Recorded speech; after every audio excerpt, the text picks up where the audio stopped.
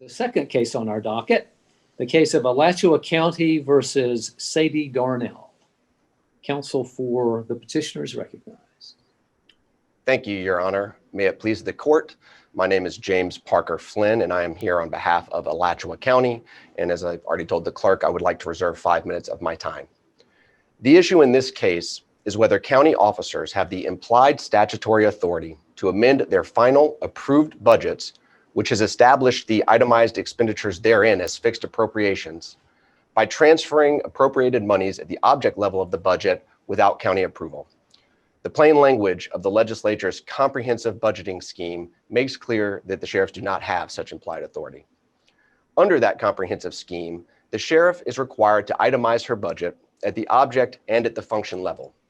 And once these items have been placed into the county budget, they shall be subject to the same provisions of law as the county annual budget. Those provisions of law make clear that the itemized expenditures therein become fixed appropriations and may not be altered, amended, or exceeded, except in accordance with the amendment process that is provided in section 129-06 sub 2. Further, the statutes make clear that the sheriff's budget may be amended in accordance with the process set forth in section 129-06 sub 2. Nothing in the plain language of these statutes authorizes the sheriff to move monies at the object level after her budget has been finalized and approved by the county and the items within have become fixed appropriations. What do you make of the lame duck provision? Your Honor, the lame duck provision, which is of course in 129-06 sub 5, is an additional set of restrictions on outgoing constitutional officers. And what we read that is exactly what the plain language says. It is a set of more stringent and additional restrictions on the entire group of outgoing constitutional officers whose budgets are approved by the county. And so within there, what we see are restrictions that normally they may not be subject to. So for example, what the sheriff has focused on there in suggesting that she has the necessary authority to move monies at any level of her budget. She looks at the fact that it says that any transfers between itemized appropriations must be approved by the county.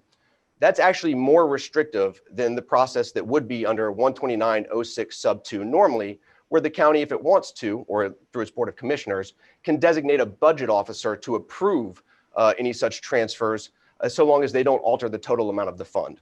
So once again, under the lame duck provision, it would actually have to go to the entire board. It couldn't simply go to the budget officer.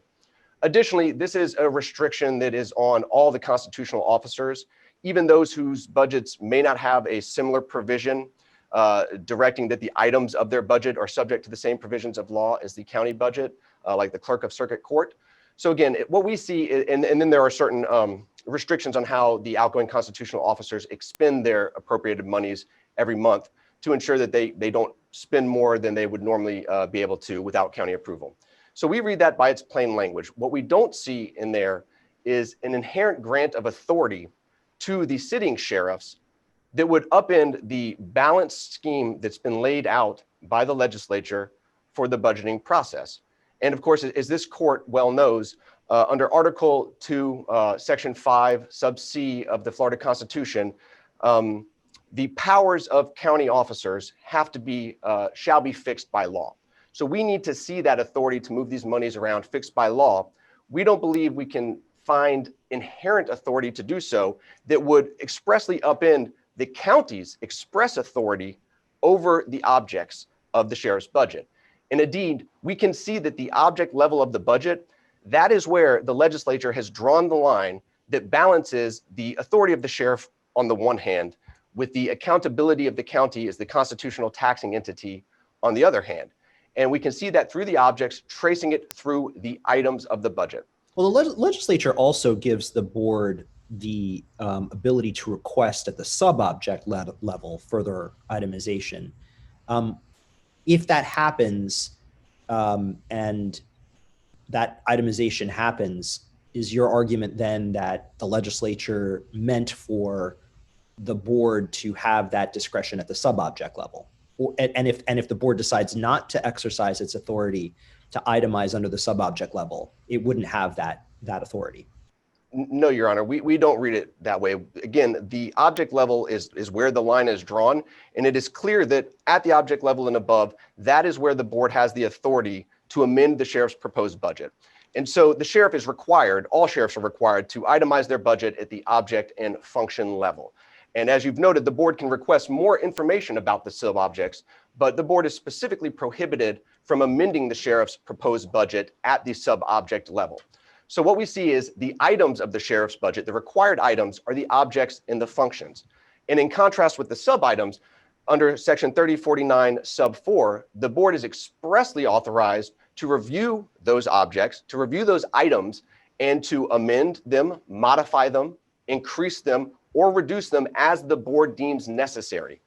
The board is then empowered to place those items in the county budget in section 3049 sub 6. Those items then become subject to the same provisions of law as the county annual budget in section 3049 sub 8. And those itemized expenditures become fixed appropriations under 129.06 sub 1. So what we see is that item level is where the legislature said, here's where the balance is. And from it makes sense when you start thinking about the way that the budget is approved.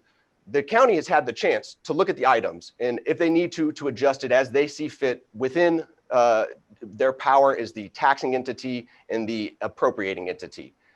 Once those monies have been appropriated to the sheriff, the county cannot go in and tell the sheriff how to spend them within those itemized appropriations. And that makes perfect sense. The sheriff can't, for instance, if we look at the personnel services object of the law enforcement function, once the county has approved the lump sum for that amount of money, so long as those monies are spent on personnel services within law enforcement, the county has already had its ability to review it, to approve it, for the public to see it, and to say, okay.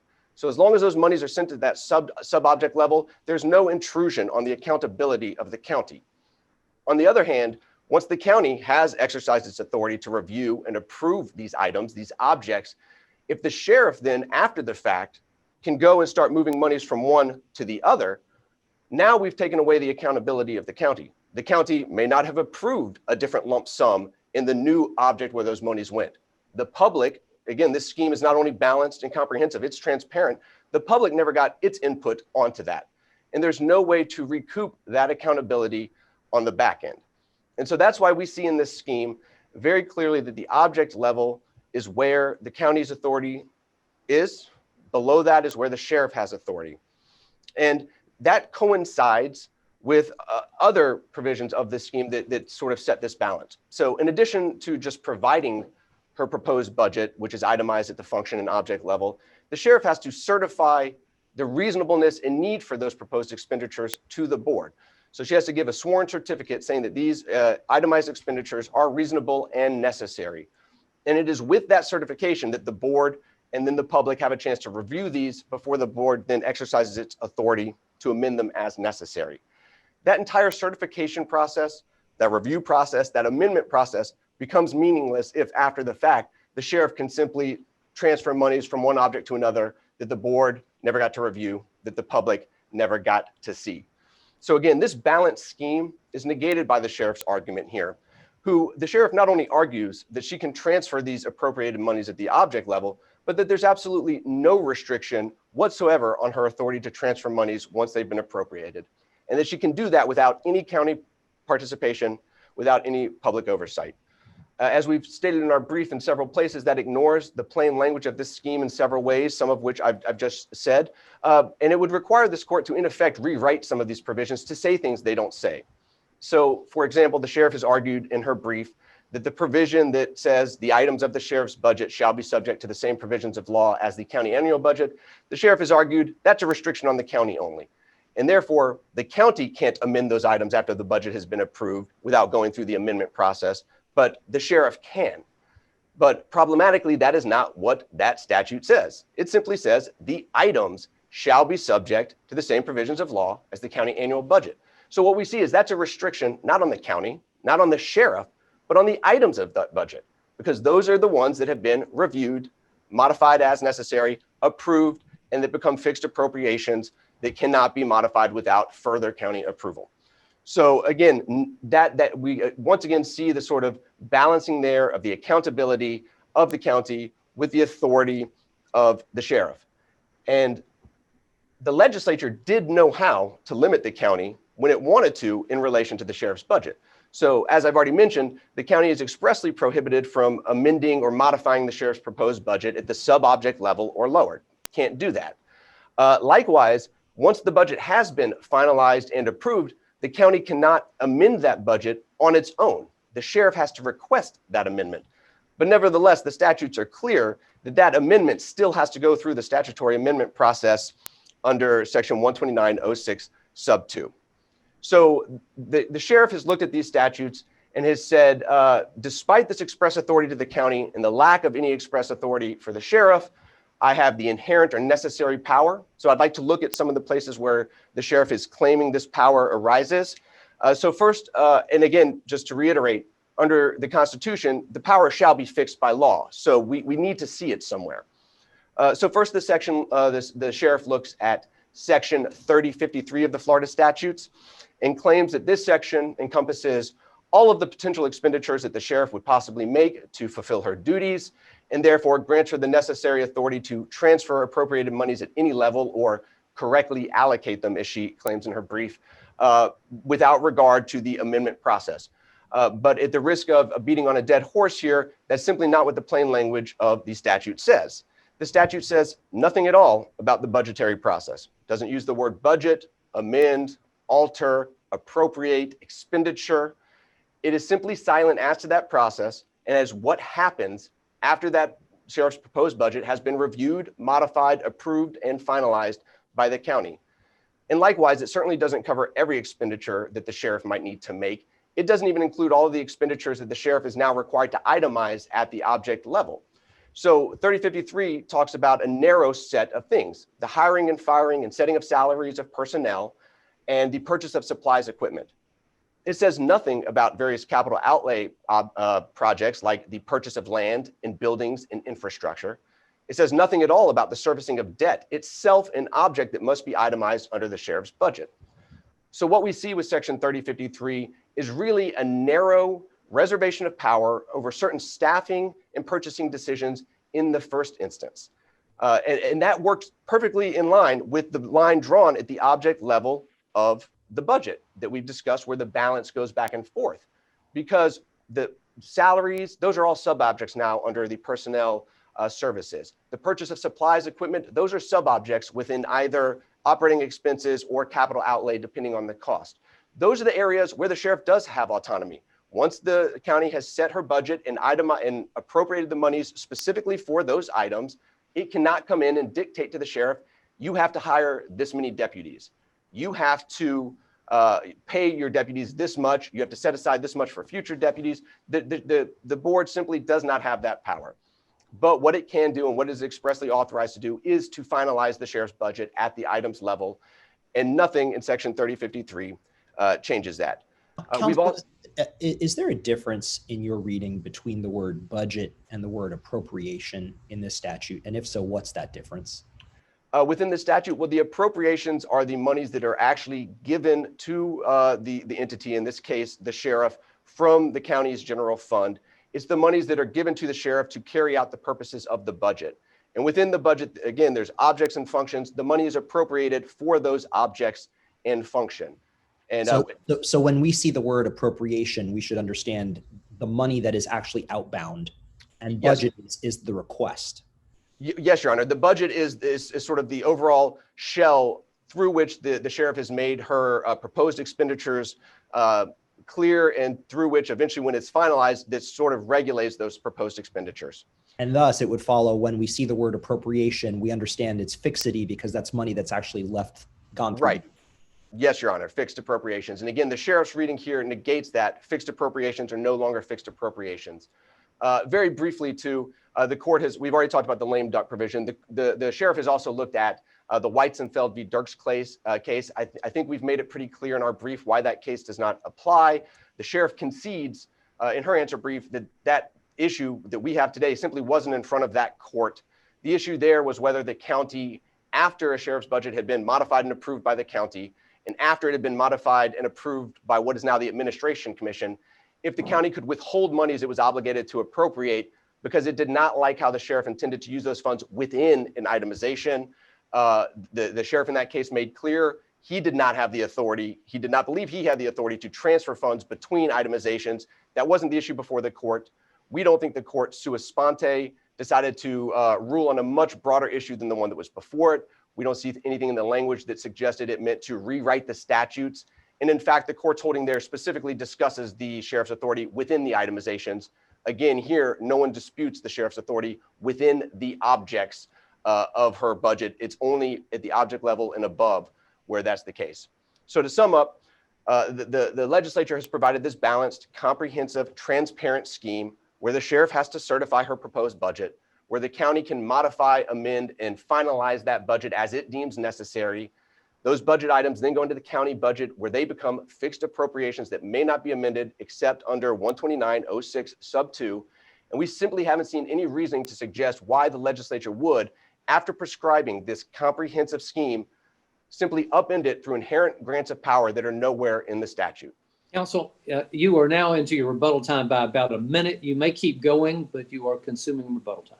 I appreciate that, Your Honor. And unless there's no any questions right now, I will reserve the rest of my time for rebuttal. All right. Counsel for the respondent. Thank you, Your Honor, and good morning. My name is Cynthia Wygant, and I have the honor of representing Sheriff Sadie Darnell. The county's position that the sheriff must seek its approval to transfer funds between object codes is not supported by the Constitution, by the statutes, by this court's precedent, or by public policy, and the first DCA should be upheld. The sheriff is an elected constitutional officer. Sheriffs are not county department heads and are not accountable to the board in the operation of their offices or in the performance of their statutory duties, and their independence from county interference is preserved by statute. Sheriffs have their own bank accounts, their own purchasing procedures, their own financial policies. They maintain account books and document their expenditures in accordance with generally accepted accounting principles and the Uniform Chart of Accounts as required by law, all separate and apart from the county. Sheriff's expenditures are public record. Yes, Your Honor. You do concede, don't you, that the board can alter the sheriff's proposed budget at the object level and still be consistent with Section 30.494? Yes, Your Honor. In 30.494 does give the board the authority to take the sheriff's proposed budget and at the function or object code level, alter, amend, increase, or decrease. And that's at the proposed budget. And then after that, they finalize and approve the sheriff's budget. Yes, Your Honor. Counsel, if I think about your position kind of in a big picture sense, it almost makes you wonder why even bother having this process and a budget and specific appropriations for these things if then the sheriff can just move things around, with the amount of discretion that you're arguing for. Well, again, Your Honor, the sheriff is the chief law enforcement officer of the county.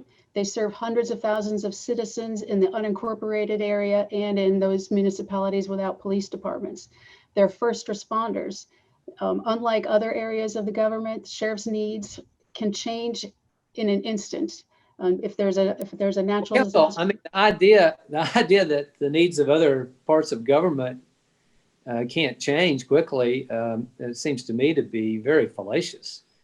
I mean, as someone who's responsible for the judicial branch, I mean, we face changing needs all the time because of unexpected circumstances. I mean, I understand the particular exigencies that might be faced by law enforcement, but such exigencies are not limited to law enforcement among all executive functions or among other functions in government. Yes, Your Honor. But again, sheriffs are independent. They're independent from that county, and their independence was preserved by the legislature when the legislature changed sheriffs from fee officers to budget officers. And as for the county's argument that transparency is lost, again, sheriff's records are a public record. The sheriff completes annual financial statements. They're audited every year by an external auditor. During the budget preparation process, the county is free to request information from the sheriff concerning her proposed expenditures or expenditures from previous years. Could the sheriff's department submit a budget lawfully that just had a total without any classifications by object? No, Your Honor, 30.492 does require the sheriff to break out her proposed expenditures by fund, function, and object code. Could the county, if it wanted, approve such a submission that was in total only without breaking it down by object? Do they have the authority to do that? No, Your Honor, 30.494 does require that the if the county is not going to fund a specific area, or if they reduce or increase or change any of the sheriff's proposed expenditures, they do have to notify her of what they have changed. Well, it seems your argument that the sheriff can, at their own opinion, change any classifications. That's effectively what you've done, is to treat it as a total only approval, and then it's to the sheriff's discretion as to what he wants to spend it on. Well, Your Honor, when it is appropriated from the county to the sheriff, that is how it is appropriated. It is appropriated as a total sum. Once the county approves the sheriff's final budget, it takes the sheriff's budget and includes it in the county's general fund as an expenditure of the county's general fund. Now, remember, the county has numerous funds, and each one of those funds has a budget. So the overall county budget is made up of several budgets, one for each of these funds. And when the county includes the sheriff's budget out of the general fund, it's shown as an expenditure from the county fund. So in 129.01, which sets up a budget system for the finances of the boards of county commissioners, not sheriffs. And when you look at the county's budget, you don't see a line item that's broken down that says these are the monies that go to the sheriff's office. What you do see is under function 58, a transfer out. And that's a transfer out to not just the sheriff, but all the constitutional officers that the county is funding. So yes, Your Honor, the sheriff does get those monies as a lump sum. Let me make sure I understand. You're saying the appropriation at the county level is to the sheriff's department in a lump sum total, not broken down by the object code. That's correct, Your Honor. And that you can see that there's an exhibit at the trial level, the county's fiscal year budget for 18. It should be on page 409 of the record on appeal. So what's then the purpose of the submission broken down by object required by the statute? Again, for the purpose of the public. So the sheriff has to certify the need for each of these. And remember, when the sheriff submits her budget in Alachua County, it's by May 1st for the following fiscal year, which doesn't start until October. She is certifying that these are the things that she believes that she is going to need. And some of those needs are going to be known. Most of them will be known. You know, the sheriff, like every other entity, does spend a lot of time and deliberation in developing that budget. And she does certify the need for each of those things. But again, you know, nothing there, as the saying goes, change is the only constant. And if things change and the sheriff needs to reevaluate her priorities or reorganize the spending, she does have that authority to reallocate among the object codes to meet those changing circumstances. And there is no statute, nothing anywhere in the statutes, any that the county has cited, that states that the county can tell the sheriff that she cannot do that. There's this, as the first DCA held, there's no statute that requires the sheriff to seek approval prior to moving monies. Now, the county argues that nothing expressly accepts the sheriff from the county's budget amendment process, but that's misplaced. Again, nothing in 30.49 requires the sheriff to seek approval from the county after the budget's been approved and she needs to transfer funds.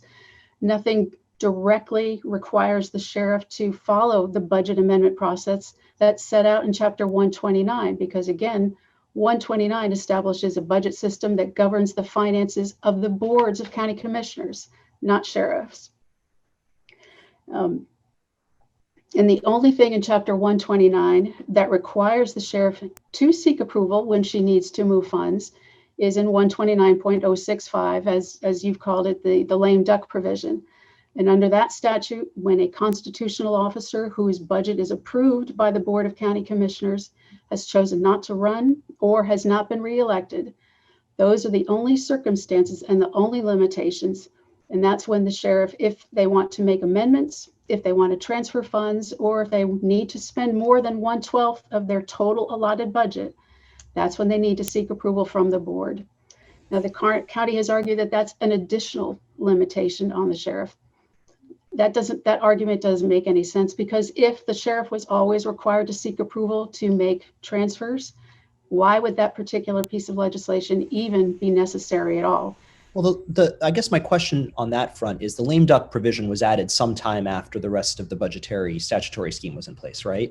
It was added in 1988, Your Honor, yes. So are we then to understand that in that addition, the legislature meant to, and in fact did, repeal what came before?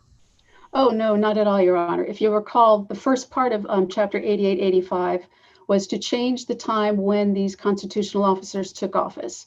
Originally, they took office in November.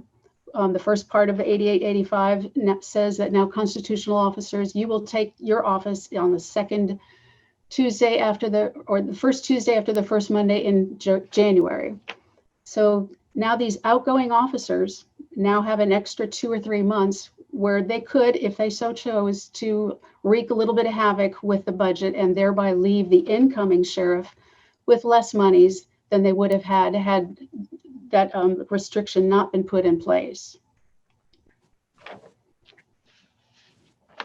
Under this court's precedent in Weizenfeld, which held that the county cannot intrude upon the functions which belong uniquely to the sheriff and cannot dictate how the sheriff's monies are spent, that is still good law. The sheriff is the chief law enforcement officer of the county. The sheriffs are first responders, and sheriffs have numerous statutory duties and responsibilities, from being timber agent of their county to traffic enforcement. Sheriffs even have the responsibility of transporting TB patients. And it seems like that list gets added to every year.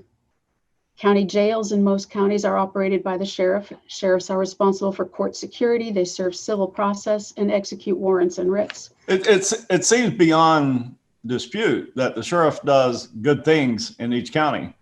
But really what we're talking about is the level of accountability that the sheriff's department needs to have under the statutes for its budget and approval by the county and what process it must follow.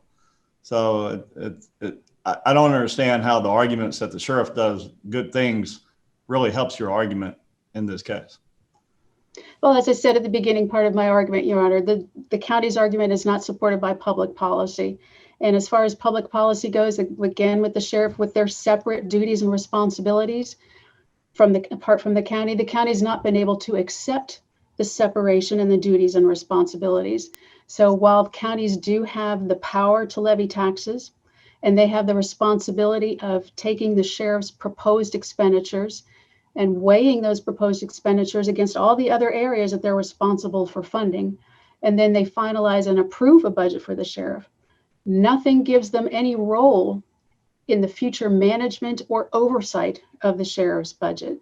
But yet they've misconstrued the legislative intent, and they've misstated statutes, and then created these scenarios that don't have any evidentiary basis. For example, they say that that transparency is lost and the public doesn't have any ability to weigh in on the sheriff's decisions to transfer funds. Well, the public doesn't have any ability at all to weigh in on the day-to-day spending of any governmental entity. And as far as transparency is lost, the sheriff is doing the same thing, has established the same process for internal transfers as the county has established for their transfers. If you'll recall, the county has authorized their county manager to have a process where the county manager can approve transfers of up to $50,000. And those, she doesn't even have to notify the board when that transfer is made. The sheriff, again, completes annual financial statements. She completes a budget to actual comparison report. So if she has not spent the money as originally proposed or was originally appropriated to her, the county can see how those monies were spent. The public can see how those monies were spent. And again, that the public is the one who elects the sheriff as the chief law enforcement officer. If they somehow don't approve of how she expends the public funds or how she operates her office, they certainly have the right to make their displeasure known at the ballot box. Well, that argument, I think you'd agree, proves a bit much, right? Like that argument would essentially obliterate Section 129, wouldn't it? Because you're saying then that the county should just ignore this, carefully laid out statutory process and just, hey, if the people are unhappy, they'll vote her out. Can you draw a line for us somewhere? I do draw a line, Your Honor. Yes, again, 129 and the budget amendment process set up in place there is for the county's budget. It doesn't address the sheriff's budgets. Nothing in Chapter 30, again, requires the sheriff to comply with 129. Nothing in 129 says, sheriffs, if you want to amend your budget, you have to utilize this process also. The county insists that the statutes expressly require the sheriff to adhere to the county amendment process. The statutes simply don't say that. Again, 30.498 refers to the items placed in the budget of the Board of County Commissioners. And again, that money is placed in the county's general fund budget, and the monies out to the sheriff become an expenditure of the county. So the limiting language in 129.01 refers to the county's expenditures. So that amount that is appropriated out to the sheriff, that can't be changed unless the sheriff requests that. And if the sheriff requests it and the county agrees to increase that amount, say, then they have to follow that budget amendment process.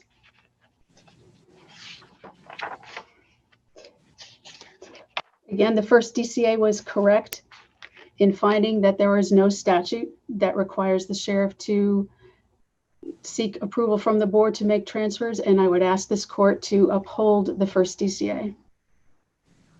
Thank you, counsel. Rebuttal argument. Thank you, Your Honor. And I want to address just a couple brief points. Justice Muniz, you asked about, the ability of the sheriff to move things around. Why even bother if the sheriff can just do that? The counsel explained that the sheriff needs flexibility because things may come up. The balanced budgeting scheme that we see before us provides tremendous flexibility for the sheriff in a number of ways. And I can just go through a couple of them real quick.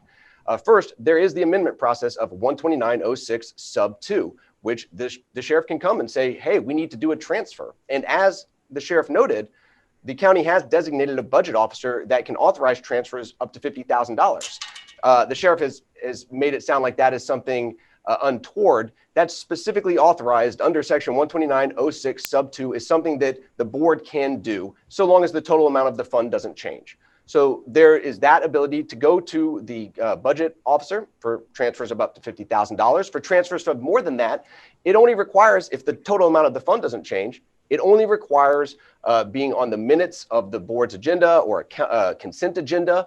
Usually the testimony in the record was that might take 3 weeks for that to go through. So there's flexibility there. And that, whether the sheriff believes that's expedient enough, that's the procedure put in place by the legislature.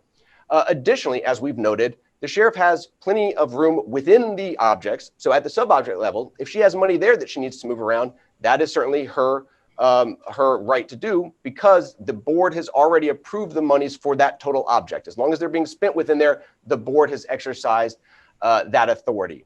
Third, there's a reserve for contingencies. And under section 3049 sub 7, the board is required to appropriate the reserve for contingencies if the sheriff requests it in writing. And then the sheriff has the express authority under section 3050 sub 4 to transfer that reserve for contingencies to any itemized appropriations. But what do you think of the sheriff's argument that the amount appropriated comes to her in total and not by object? Your Honor, so that is basically elevating form over function in the county's final published budget. And to make it clear, the county could simply then add the items and function levels of the sheriff's budget to that, and now it would become subject to it. It frankly doesn't make sense. Well, what is the language of the approval by the county? The language of how does it approve it? Well, so the county first reviews, modifies, and amends as necessary the items of the budget. Those items go into the county budget, and those items are subject to the same provisions of law as the county budget. In 129.06 sub 1, to which the sheriff says only applies to the county budget, it actually says the approval of the budgets. And so those items are, even if we were talking just about the county budget for a second, those items are subject to the same provisions of law as the county budget. And those itemized expenditures become fixed appropriations. Well, but Moreover, when the county approves the sheriff's budget, does it refer to it as a whole, including the object classifications, or just a total amount? when it reviews the sheriff's budget and approves it, it does it at the function and object level. If the court looks at pages 155 and 805 of the record, you can see the approved budgets that go back to the sheriff that shows how the sheriff, how it's different than the proposed budget that was sent to the sheriff. The sheriff's draws, additionally, for her budget are itemized at the function and object level. And just to clarify as well, the idea that Chapter 129 doesn't apply to the sheriff's budget at all, 129.03 specifically requires the sheriffs to submit their proposed budget. And again, under 129.061, those budgets become approved and the fixed appropriations become fixed. I'll ask you the same thing that I asked your opponent. Could the county actually approve the sheriff's budget in total lawfully?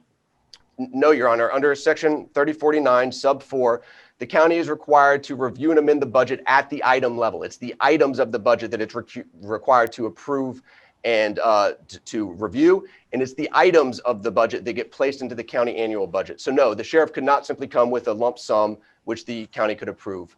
And for all of those reasons, we would ask this court to quash the decision below. Thank you.